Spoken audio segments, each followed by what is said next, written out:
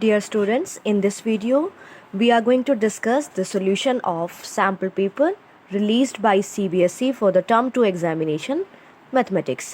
So इस paper को आज हम सॉल्व करेंगे. Pattern is change for this term. As you know, last term में हम लोग के MCQs थे, इस बार हमारा सब्जेक्टिव पेपर है, हमें सॉल्व करना है. So the thing is there are total 14 questions in all 3 sections ABC. इस बार आपको टोटल 14 क्वेश्चंस अटेम्प्ट करने हैं. Time is 2 hours and total weightage is 40 marks. So let's read general instruction first. उसके बाद हम लोग one by one question discuss करेंगे.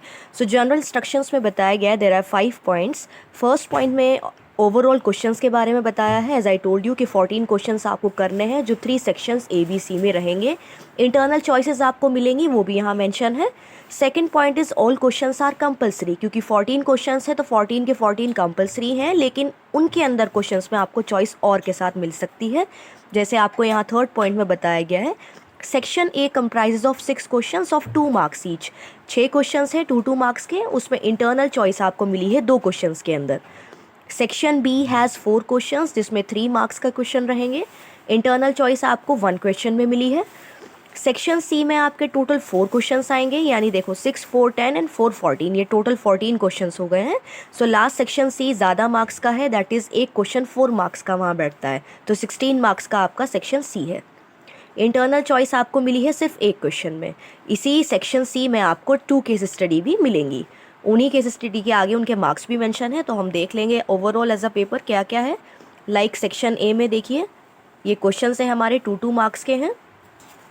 Then we have section B from question number 7 of 3 marks each questions. So till question number 10 हमारा section B रहेगा. Then 11 से लेकर 14 तक, that means last 14th question we have 4 marks question. So देखिए question number 11 and 12 4 marks के हैं. Question number 13 case study है जिसमें 2 पार्ट्स हैं, यानी अगर ये पूरी केस स्टडी 4 मार्क्स की है तो 2 मार्क्स के इसके सब पार्ट्स हैं. Similarly 14th question is also case study, जिसमें हमारे हैं again 2 parts of 2 marks each. So 4 marks की 2 केस स्टडी हैं एंड 2 मेन क्वेश्चंस हैं. तो हमारी ये 16 मार्क्स का लास्ट सेक्शन है. So we will go through the paper one by one. So let's start with the section A. We will solve each question with OR part also so that you can study properly. So question number 1 is of 2 marks from section A. Find the value of A25 minus A15. यानी आपको difference निकालना है 25th term का और 15th term का from this AP. So let's do this one. So this is question number 1. We have AP. So we will mention the AP first. 6, 9, 12, 15 and so on. आपको चाहिए A25 minus A15. So सबसे पहले we will mention here what is first term. A is 6, D is A2 minus A1.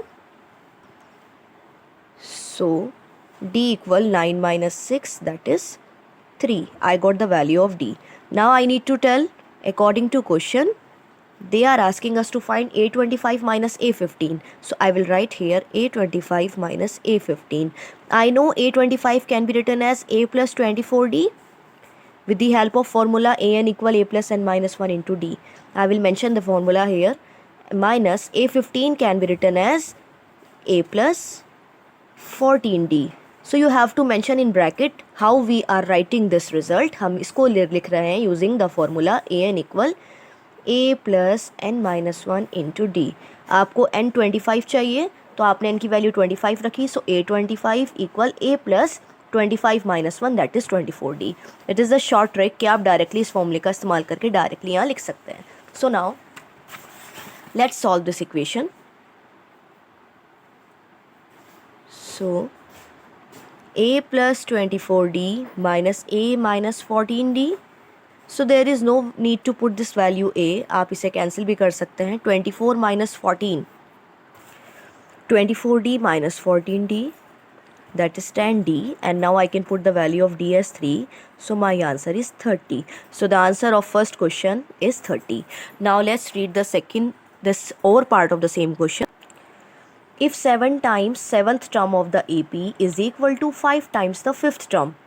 Now we are doing here और part. According to this ये बोला गया है मैं 7 times 7th term. 7 times 7th term means A7 that is equal to 5 times fifth term. So I should write here 5 times means 5 multiply fifth term means A5. Then with the help of this statement you have to find A12, that means 12th term आपको calculate करनी है. So here we have to find A12. आप जानते हैं A12 को हम लिखते हैं A plus 11D, हमें A plus 11D चाहिए. So let's solve this one. 7 dot A7 I can write directly with the formula A plus 6D equal 5 times A plus 4D. So now 7A plus 42D, 5A plus 20D. Let's take them together. On left side, minus 5A minus 20D equals 0. 7 minus 5 will give you 2A plus 22D equals 0. Now can I take 2 common? A plus 11D equals 0. This will go in division. ये ख़त्म हो जाएगा. So I am getting here A plus 11D equals 0. And this is giving us A plus 11D. That means A12. तो directly हमारे result से हमें पता चल गया है A12 is 0. So I hope you understood this first question. Now second one. Find the value of m so that the quadratic equation mx times 5x minus 6 equals 0 has two equal roots. This question has misprinting. इसमें +9 missing है. इसकी जो answer की है released by CBSE only, उसमें +9 भी mention है, तभी आंसर मैच होगा. So you correct this question in your papers. आप इसमें +9 ऐड कर लीजिए, ये मिसिंग था इस क्वेश्चन में. तो हम लोग सही क्वेश्चन नोट करके उसको सॉल्व करेंगे. So our question is, it is mention that this equation has two equal roots. आप जानते हैं दिस इज़ फ्रॉम चैप्टर 4. आपको बताया गया है, वो बहुत इंपॉर्टेंट टॉपिक है जिसमें आपको रूट्स की नेचर बताई गई हो, यानी इक्वल है, डिस्टिंक्ट रूट हैं, real and equal, real and distinct. तो उसके लिए हम डिस्क्रिमिनेंट निकालते हैं. तो डिस्क्रिमिनेंट निकालने से पहले we must make it a proper standard form. तो उसे हम लोग बनाते हैं पहले. Let's multiply it. So I will be getting here 5m x square minus 6mx plus 9 equals 0. So this is our equation, 5mx square minus 6mx plus 9 equals 0. Now since roots are real and equal, so the condition for real and equal roots is, you know well, d should be 0, discriminant 0 होना चाहिए, and the formula of discriminant is b square minus 4ac equals 0. So let's put the value of b, that is minus 6m whole square. A is the coefficient of x square, b is the coefficient of x, and c is the constant term. So minus 4 multiply a is 5m into c, that is 9 equals 0. So this is 36m square minus, I'll multiply here, 5 4s are 20 and 9, that is 180m equals 0. Now I can take something common. 36m is outside, so m minus 5 equals 0. So either this 0 or this 0. There are two factors. 36m should be 0 or m minus 5 0. So both are leading to two answers. M equal 0 by 5, yani this is 0, and second root is m equal, or you can say second value basically here, m equal 5. So there are two possible values of m. Now we have to check क्या दोनों valid values हैं या कोई इसमें एक invalid है. तो कैसे चेक करते हैं? दोनों आंसर्स तो आ गए हैं. m इक्वल 0 रख कर देखिए आप इसे. यहाँ जब आप m को 0 डालते हैं तो 0 into this term will become 0. अब 9 इक्वल 0 आ रहा है, which is not correct result. तो इसका मतलब this value is not acceptable.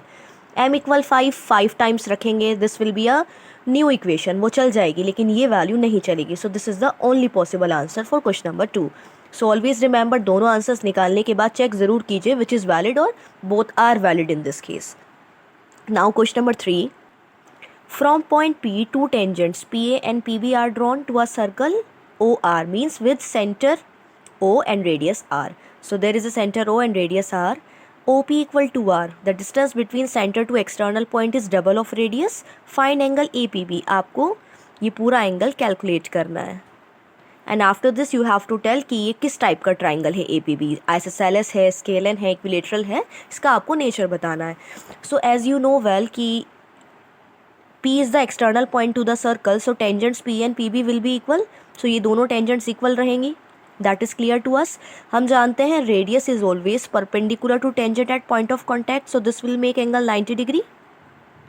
That is also clear. So if this is R and this is 2R, can you calculate this angle with the help of trigonometry, ताकि इसका अंदाज़ा हो जाए ये पूरा डबल है.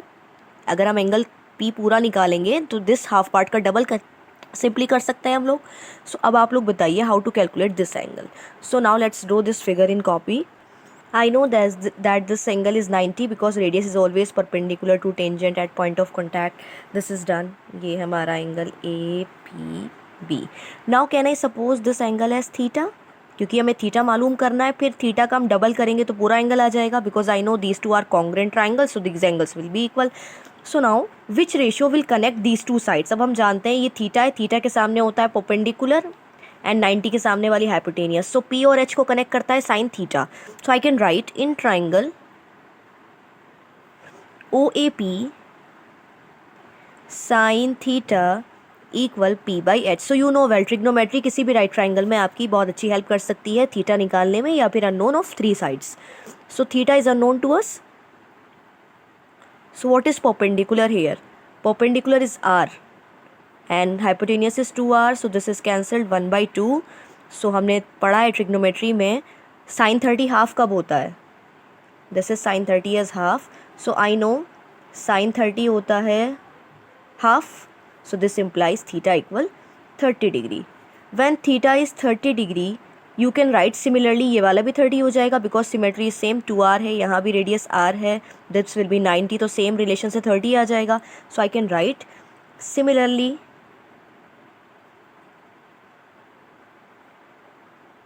angle OPB is also 30, that means this portion नीचे वाला angle. so complete angle APB equal, ये पूरा एंगल हो गया 30 + 30, that is 60 degree. so when this is 60 I know that. अब हमें इसका नेचर भी बताना है कि APB किस टाइप का ट्राइंगल है. तो आप जानते हैं this tangent AP will be equal to PB because tangents from external point to a circle are always equal. whenever two opposite sides of a triangle are equal तो उसके opposite angles भी तो equal हो जाते हैं. so can I suppose these angles as X? so I can write in triangle APB, आप लोग mention कर दीजिएगा let this angle be X and since PA equal PB so opposite angles are also equal. I am doing it directly here. so angle APB, triangle APB में क्या हो जाएगा? X plus 60 plus this also X equal 180 angle sum property. so 2X equal, this will go in minus, then that will give you 120. so X is equal to 60 degree. now we got that all three angles are 60 and this is the identification of equilateral triangle. since each angle is 60 degree, so triangle APB is an equilateral triangle. I hope you understood this part. Now there is question number 4. The curved surface area of a right circular cone is 12,320 centimeter square. If the radius of its base is 56 centimeter, then find its height. आपको एक कोन given है जिसका CSA मालूम है, radius भी given है, आपको height इसकी फाइंड आउट करनी है. So I know when CSA is given तो CSA का फॉर्मूला हम लोग यूज़ करेंगे. So let's mention the given things here. This is question number 6. So it is given to you in question number 6 that CSA of cone equal, how much is it? 12320, that is 12,320 centimeter square, and radius is R is equal to 56 centimeter. You have to calculate height. So I know curved surface area of cone is what? This is pi RL, that is equal to 12320. Pi, there is no restriction कि you have to use 3.14, so you will directly write here 22/7 into radius 56 into slant height L again. So I can write here 12320 divided by 22 into 8. Now we will cancel it. So further we can cancel it. 5 is 55 and 6, 5, 60. 8 sevens are 56 and 0. So slant height is equals to 70 centimeter. And they were asking us height. I know that height is equal to root L square minus R square. This is the relation. So 70 square minus 56 square. So इसे कैसे solve कर सकते हैं? Simply we can do square and then subtraction, या फिर इसे A square minus B square से भी हम लोग ओपन करके लिख सकते हैं. That is our choice. So अगर इसे ओपन करते हैं so what will we get here? So हम लोग यहाँ फॉर्मूला लगा रहे हैं A square minus B square का, जिसे हम लिख सकते हैं A plus B A minus B. So 70 plus 56 करेंगे so we will get 126. 70 minus 56 14. सो आप इसे वैसे भी कर सकते हैं A square minus B square बिना यूज़ किए, इसका स्क्वायर देन सब्ट्रैक्शन. सो हम लोग फटाफट से इसको स्प्लिट कर देते हैं. 126 को खोलेंगे तो हमें मिलेगा 2337, और जब हम 14 को ओपन करते हैं तो 2 इंटू 7. सो पेयरिंग करेंगे. So I will be getting 237 and 6 7s are 42. This is the height of given question. यानी इसमें हमें कर्व सरफेस एरिया गिवन था, रेडियस गिवन थी, हाइट आपको कैलकुलेट करनी है. Now let's see question number 5. Mrs. Garg recorded the marks obtained by her students in the following table. These are the marks. अब ये table I think yes this is incomplete table because number of students नीचे mention है कि कितने बच्चों के कितने marks आए हैं. So further it is given that she calculated that the model marks of the students of the class is 45. आपको model marks given है लेकिन डाटा प्रिंट करते हुए एक ब्लैंक रह गया था. अब आपको बताना है मिसिंग फ्रीक्वेंसी कितनी है. These are class interval and the frequencies are given here. So this frequency is missed. So can I suppose this as F? So let's make it properly. So I have drawn this table here. ये table हमारे सामने है. हमें marks given है, marks की range और number of students. 0 से 20 marks 5 students के आए हैं, 20 to 40 मार्क्स 10 स्टूडेंट्स ने गेन किए हैं. इसी तरह ये टेबल है. लेकिन ये चीज़ मिसिंग है कि 40 से 60 मार्क्स कितने स्टूडेंट्स के आए हैं, ये आपको कैलकुलेट करना है. जबकि mode of this data is already 45, ये आपको गिवन है. So I can suppose this one. अभी इसे छोड़ देते हैं, इसे F1 F2 जैसा भी हम मानेंगे, देखते हैं. अभी सबसे पहले ये चेक करना है हमें, क्योंकि मोड गिवन है और क्लास इंटरवल का क्वेश्चन है तो जाहिर सी बात है we will use the formula of mode. So what is the formula of mode?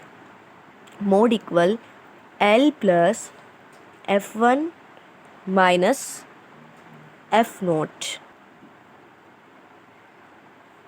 Divide by 2F1 minus F0 minus F2 into H. This is the formula to calculate mode of any data having class intervals. So group data को calculate करते हैं हम mode. तो सबसे पहले हमें mode already given है, सो mode की वैल्यू तो हम पुट कर देंगे. What is the lower limit of class interval, ये कैसे पता चलता है? तो सबसे पहले we check the mode. Mode कितना है? It is 45. तो ये किस इंटरवल के बीच में लाई करेगा? 40 to 60 के बीच में लाई करेगा. So this is our class interval. Lower limit ली जाएगी 40. So we are just writing here जो भी डाटा में फीड करना है L will be 40, lower limit of modal class. अब हम जानते हैं जो हमारा मॉडल क्लास रहती है उसी के सामने की फ्रीक्वेंसी को हम बोलते हैं F1. तो इसे F1 ही सपोज करते हैं. जस्ट उसके जो पीछे होती है that is said to be F0. F0 कह सकते हैं आप, जो पीछे है उसके 0 पोजीशन, फर्स्ट पोजीशन और सेकंड. आने वाली जो अगली फ्रीक्वेंसी होती है that is said to be F2.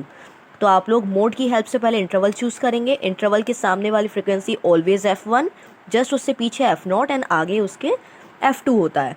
So we are writing over here L is 40, F0 10, F1 question mark, F2 6 and H also, that is the height of interval. 20 is the height of interval, 0 से 20, so 20. So let's put the value 1 by 1 ताकि हमें F1 missing frequency मालूम हो जाए. So in place of mode we will put 45 here. 45 equal lower limit, that is 40, plus F1 unknown. F0 is 10 to be divided by double of F1. F1 is also unknown, so the same thing is there. F0 कितना है हमारा 10 minus F2 is 6 into the height, that is 20. सबसे पहले इसको minus में लेकर जाएंगे तो 45 minus 40 will give you 5. F1 minus 10 divided by double F1 minus 16 it will be.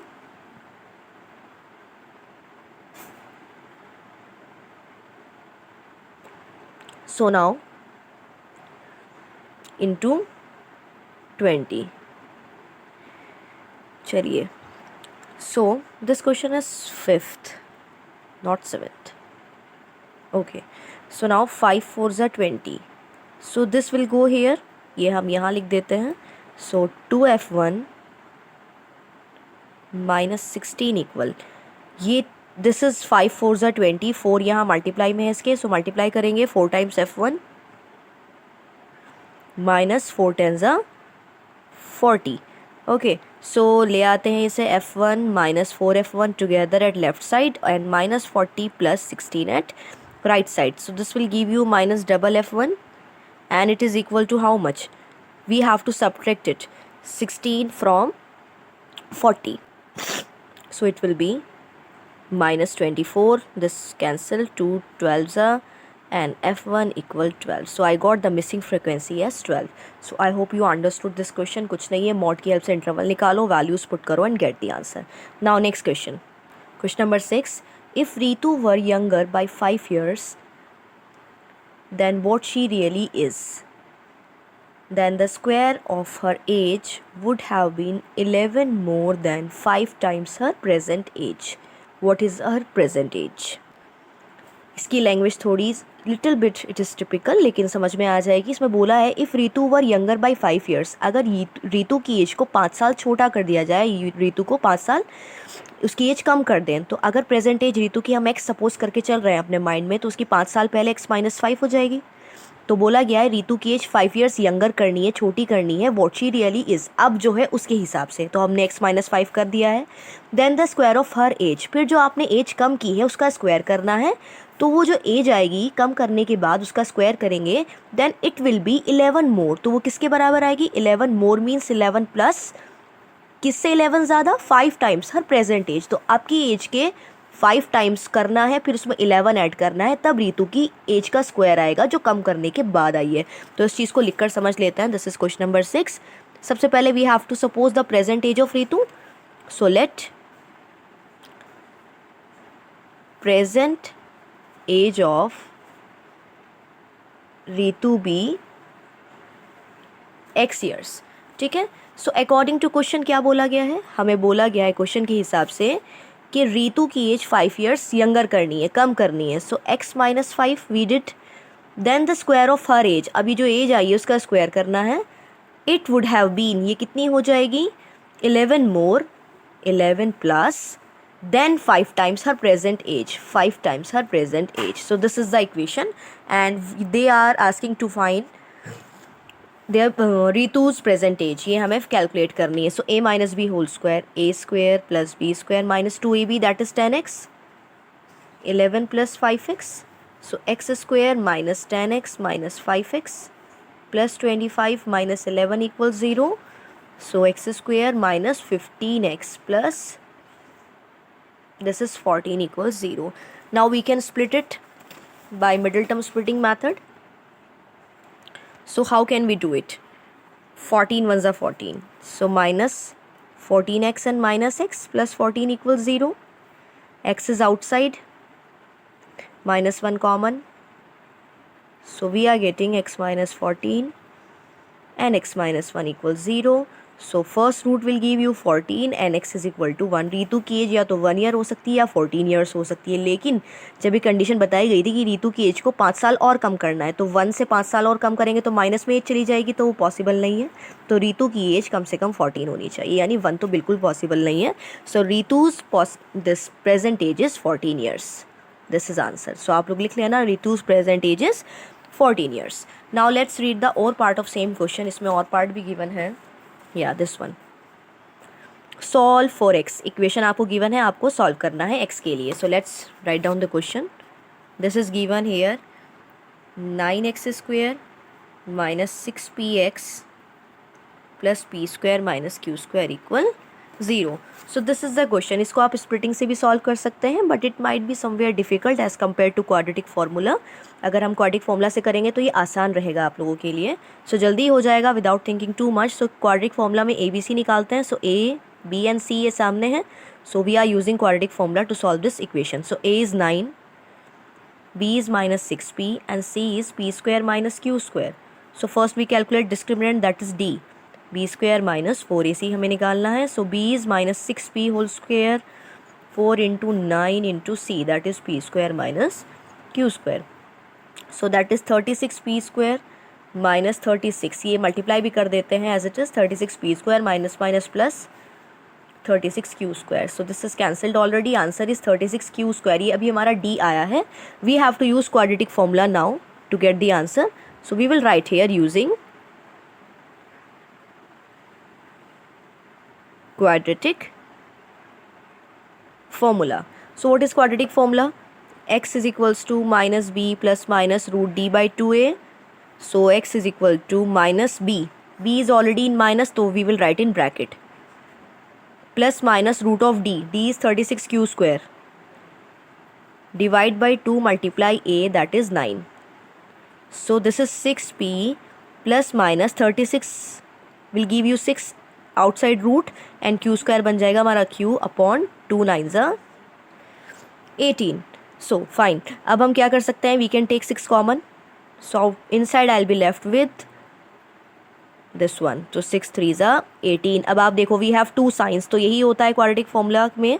आप लोग एक बार प्लस वैल्यू लिखते हैं then minus value. So first value is p plus q by 3. एक बार हमने पॉजिटिव साइन लिया है and the second value is p minus q by 3. So this question number 6 is completely done now. Now we have finished section A also. Now this is the time for section B. Here it is question number 7. Following is the distribution of the long jump competition in which 250 students participated.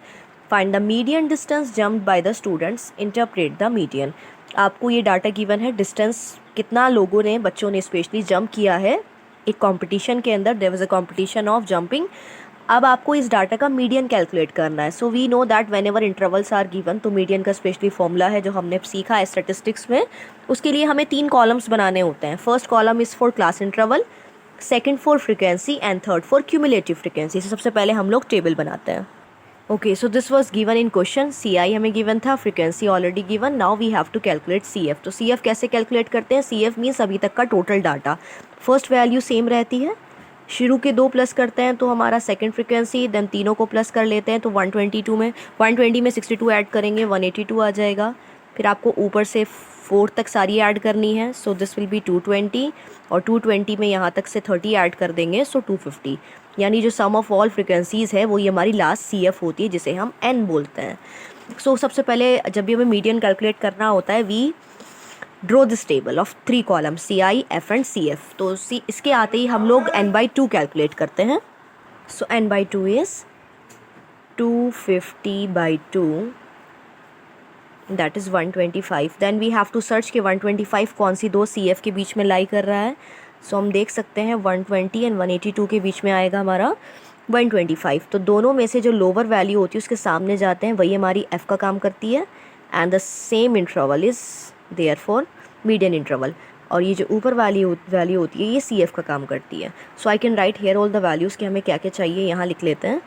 Hair lower limit of median class हो जाएगी 2, हमारी frequency हो जाएगी 62, C F हो जाएगी हमारी 120 and our height that is interval की length that is 1. So what is the formula of median? We will write here we know median equal L plus n by 2 and let's write small n क्योंकि हम यहाँ फॉर्मूले में हम इसे small n से show कर रहे हैं. n by 2 minus C F by F into H. This is the formula. Now lower limit of median class that is 2.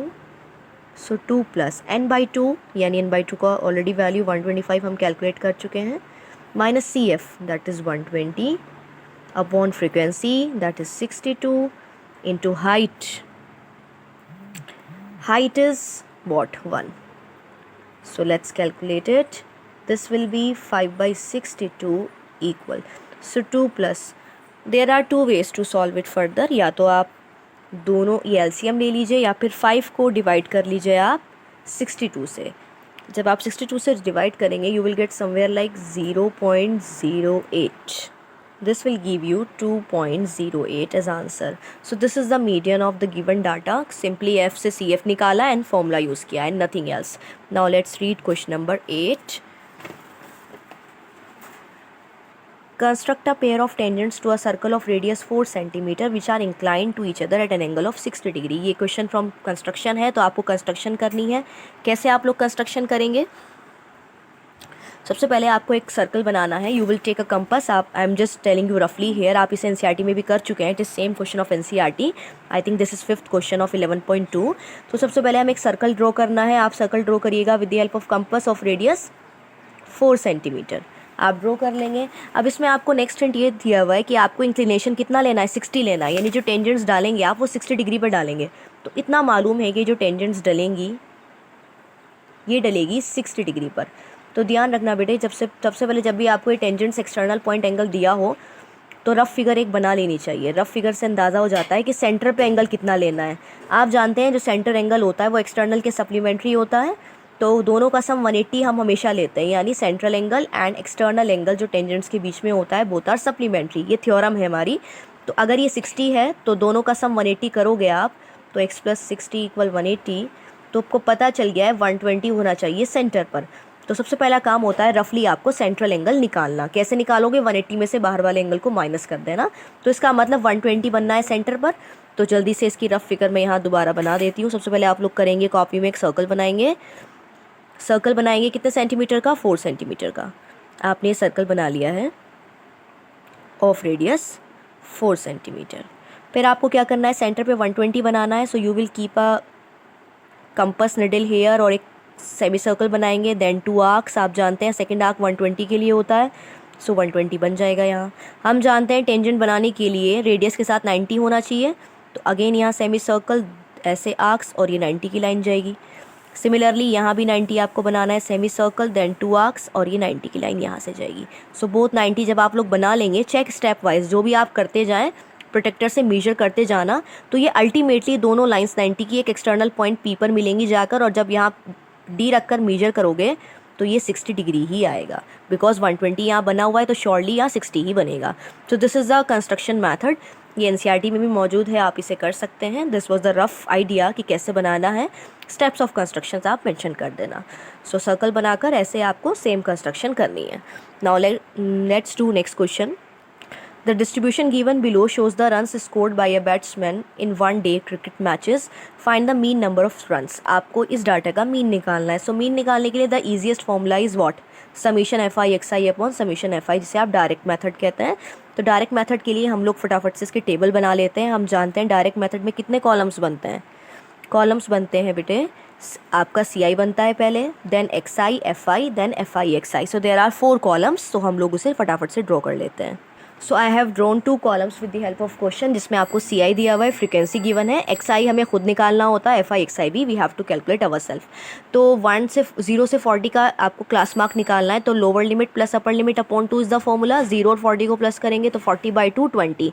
तो क्लास मार्क बेसिकली इसकी मिड वैल्यू होती है, जो इंटरवल होता है। तो यहाँ पर आएगा बेटे हाउ मच?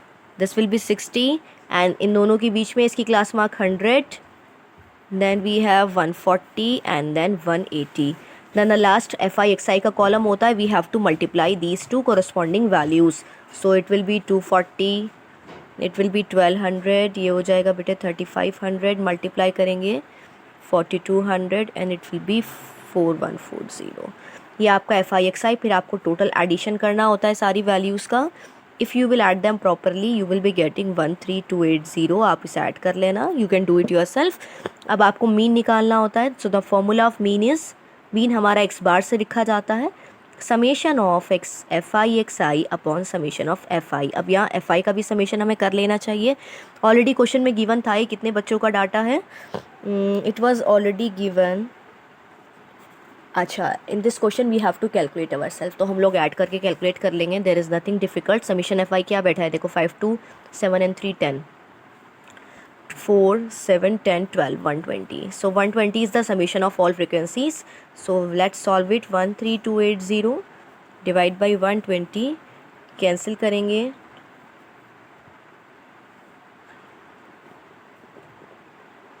सो ये अब डिवाइड करेंगे तो कितना आएगा? It will be equal to 110.67।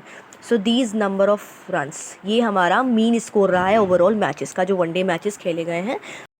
be starting question number 10, in which it is given that two vertical poles of different height are standing 20 meter away from each other on the level ground. दो poles हैं जिनकी height अलग अलग हैं, वो ground पर खड़े हैं. तो हम लोग बना लेते हैं, दोनों अलग अलग हाइट के पोल्स हैं. One is small, other one is big. Both are standing on the base ground. So the first pole is AB and second pole is CD. दोनों की जो गैप है वो कितना है, 20 metre is the distance of two poles. The angle of elevation of the top of first pole from the foot of second pole is 60 degree. अब आप देखो, ये हमने हमारा पोल लिया है. अब दो एलिवेशन एंगल दिए हुए हैं आपको, 60 और 30. दोनों कैसे हैं, elevation of top of first from second, यानी एक के टॉप को दूसरे के बॉटम से देखना है. यानी आपको एक बार ऐसे देखना है, ठीक है, और सेकंड कंडीशन में भी आपको ऐसे ही करना है. आपको यहाँ से यहाँ देखना है. अब ध्यान दो, इसमें दो एंगल हैं, 60 और 30. अब ये 60 यहाँ लेना है, या 30 यहाँ लेना है. आप जानते हैं, देखो इसकी हाइट हम पहले सपोज कर लेते हैं. This height is capital H and this height is small h. सो जिसकी हाइट ज़्यादा, उसको देखने में एंगल ज़्यादा यूज़ होगा, दैट इज़ 60 डिग्री हेयर. इसकी हाइट स्मॉल है तो एंगल ऑफ एलिवेशन इसका छोटा लिया जाएगा. This is 30 here. I hope you understood this concept कि ये 30 नीचे है and 60 is somewhere greater, because इसकी हाइट ज़्यादा है. तो हाइट ज़्यादा वाले के साथ आप 60 लीजिए and the smaller height will give you 30 degree. अब आपको क्वेश्चन में बताना है दोनों की हाइट का डिफरेंस, यानी H माइनस स्मॉल h. आपको capital H minus small h you have to tell. So now in triangle हम लोग यूज़ करेंगे ट्रिग्नोमेट्री.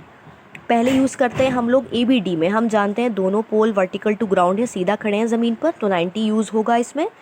सो ABD में हम लोग यूज़ करते हैं पहले in triangle ABD. So tan theta equal P upon B. So tan 30 equal P is small h and base is 20. So tan 30 हो गया हमारा 1/√3, that is h/20.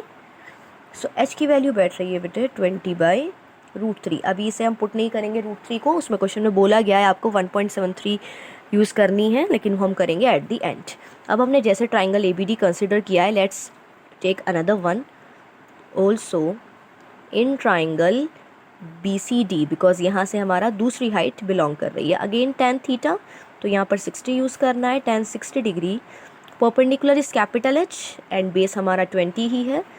tan 60 is √3 capital H/20. सो यहाँ से कैपिटल H निकल रहा है 20√3. अब हमारी दोनों हाइट आ चुकी हैं. We need to calculate their difference, यही हमें क्वेश्चन में बोला गया है. Now capital H minus small h equals to 20√3 minus 20/√3. So 20 is common, √3 minus 1/√3. और एक काम कर लेते हैं, we should better rationalise it. इस वाली वैल्यू को रैशनलाइज कर लेते हैं ताकि आपके लिए आसानी हो जाए कॉमन लेने में. सो 20√3/3. सो बेहतर है हम यहाँ इसको रैशनलाइज करके ही लिख लें. सो 20√3 में से क्या माइनस करना है, 20√3/3. अब हम यहाँ से 20√3 कॉमन लेंगे. 1 माइनस, इसे हटा दीजिए आप, you just look here, H minus H हमने यहाँ लिखा है directly, capital H minus small h. So 1 minus 1/3, so that is equal to 20√3 into 3 is LCM, 3 minus 1, so 20√3 into 2/3. Okay, so the answer is 40/3 into √3. आप इसे solve करेंगे, 1.73 यहाँ put करेंगे, so the answer आएगा दैट इज़ 23.06 मीटर. आप इसे solve करेंगे, will get the same answer. So this was question number 10. Now we will do OR part also. A boy 1.7 meter tall is standing on a horizontal ground 50 meter away from the building. एक boy है जिसकी height है 1.7 metre. So the boy AB with height 1.7 meter is standing on a ground. Ground पर खड़ा हुआ है, which is 50 meter away from a building. जो एक बिल्डिंग से कितनी दूरी पर है, 50 मीटर की दूरी पर है. हमने बिल्डिंग को मान लिया है CD. The angle of elevation of the top of building from his eyes is 60 degree, यानी उसकी आइज से बिल्डिंग के टॉप का एलिवेशन एंगल 60 है, तो एलिवेशन के लिए हॉरिजॉन्टल लाइन इज कंपलसरी, तो हॉरिजॉन्टल बनानी पड़ेगी and we will mark it 60 degree here. Then calculate the height of building. आपको बिल्डिंग की हाइट कैलकुलेट करनी है. तो बिल्डिंग तो सी डी कंप्लीट है, लेकिन यहाँ हम ई मार्क कर सकते हैं. Now see, building is vertical to ground, बिल्कुल सीधी है ग्राउंड पर, तो 90 बनाएगी and these lines are exactly parallel, so corresponding angle से ये भी हमारा 90 हो जाएगा. Okay.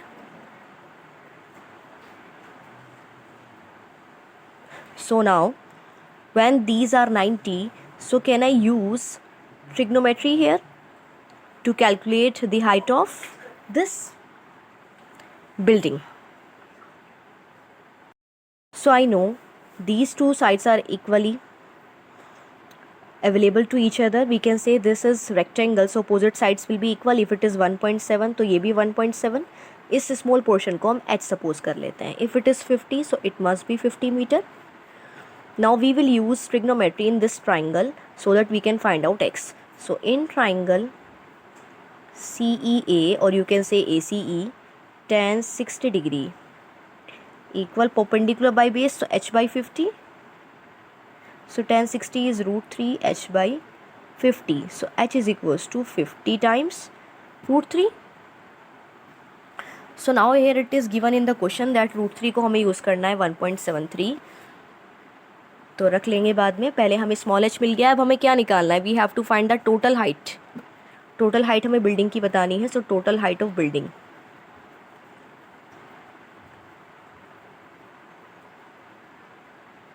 Equal CE plus ED. So CE was h and ED हमारा 1.7 है. So 50 √3 plus 1.7, so 50 into 1.73 plus 1.7, that is 86.5 plus 1.7. Now we have to add them. We will get 88.2 meter.